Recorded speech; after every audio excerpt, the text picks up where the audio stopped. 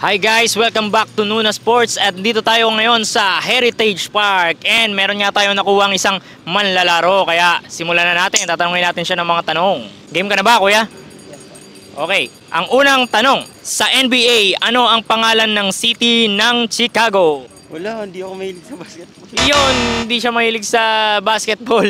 Okay, hindi niya nakuha ang unang tanong. So, pangalawang tanong, saang sport nakilala si Efren Bata Reyes?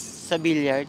Sa billiard, correct! Meron ka ng isang correct answer. Ang patlong tanong, sa cartoons na Toy Story, sinong bida ang kasama ni Woody? Buzz Lightyear. O yun, Buzz Lightyear, nakuha niya ang patlong tanong, kaya meron siyang 50 pesos. Ayan, congratulations, anong masasabi mo? Thank you po. Ayan, meron ka bang i-shoutout? Sa family ko na lang sa Bicol. Hi po. Ayan, ayun, shoutout daw. And thank you!